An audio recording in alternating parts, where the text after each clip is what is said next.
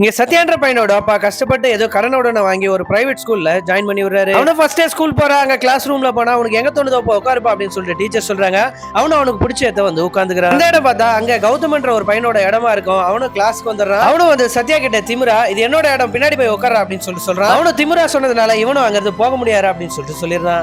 அந்த கிளாஸ் ரூம்லயே ஒரு பொண்ணு இவனையே பாக்குற மாதிரி இருக்கும். யாரு அந்த பொண்ணு அப்படின்னு பார்த்தா அன்னைக்கு ரோட்ல வச்சு பார்த்த பார்வதின்ற பொண்ணா தான் இருக்கும். அவனும் அதெல்லாம் கண்டுக்காம கிளாஸ் பார்த்துட்டு இருக்கான். ஆனா இந்த பொண்ணு மட்டும் அவனையே திரும்பி திரும்பி பார்த்துட்டு இருக்கா. இவனுக்கு எந்த கிளாஸுமே புரிய மாட்டேங்குது. ஆனா தமிழ் கிளாஸ் மட்டும் நல்லா பண்றான். அந்த சாரு கிட்ட நல்ல பேரும் வாங்கிடுறான். கிளாஸ்ல முடிஞ்சதும் இன்டர்வல் டைம்ல சத்யாவை கூப்பிட்டு கௌதம் மிரட்டிட்டு இருக்கான். இதுக்கப்புறம் அந்த பார்வதி பொண்ணு நீ பார்க்க கூடாது அப்படின்னு சொல்லிட்டு இருக்கும்போது ஓ அந்த பொண்ணு பேர் பார்வதியா அப்படின்னு சொல்லிட்டு கேக்குறான். என்ன சொல்றது இதுக்கப்புறம் தான் அந்த பொண்ணையை நான் பாப்பேன் அப்படின்னு சொல்றான். இவனும் ரெஸ்ட் ரூம் போகும்போது அந்த ரெஸ்ட் ரூம்லயே எல்லா பசங்களும் சேர்ந்து சத்யாவை போட்டு அடிக்க ஆரம்பிச்சிடறானுங்க. அங்கேயே சத்யா அடங்காம நக்கலா இதுக்கப்புறமும் அந்த பொண்ணை தாண்டா பாப்பா உங்களால என்ன புடுங்க முடியுமா புடுங்கடா அப்படின்னு சொல்லிட்டு அங்க இருந்து போயிடுறான். அவங்க ஃபேமிலி சைடு பார்த்தா அவங்க அப்பா பிரைவேட் ஸ்கூல்ல இந்த பையனை சேர்க்கணும் அப்படின்றதுக்காக ஊரு ஃபுல்லா நிறைய கடனை வாங்கி லாக் ஆயிடுறாரு. அவங்க அம்மா கடனை கொடுக்கறதுக்காக அக்கம் பக்கத்துல இருக்கிற பக்கத்து வீட்டுக்குள்ள பாத்திரம் கழுவுற வேலைக்கு போறாங்க. பத்தாவதுக்கு அவங்க அக்காவும் வேலைக்கு போய் கஷ்டப்படுறாங்க. இந்த பையன் எக்ஸாம் முடிச்சுட்டு எக்ஸாம் ரிசல்ட்டும் வருது.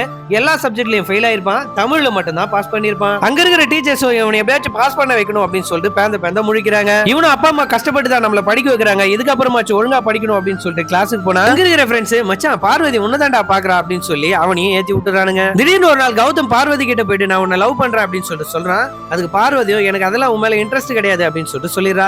இதுல கோவப்பட்ட கௌதமோட ஃப்ரெண்ட்ஸ் பாத்ரூம்ல போயிட்டு சத்யாவையும் பார்வதியும் சேர்த்து வச்சு எழுதிறானுங்க. இந்த விஷயம் எல்லாத்தையும் சத்யா தான் பண்ணா அப்படின்னு சொல்லிட்டு பார்வதியும் சத்யாவை போட்டு அடிச்சிடறா.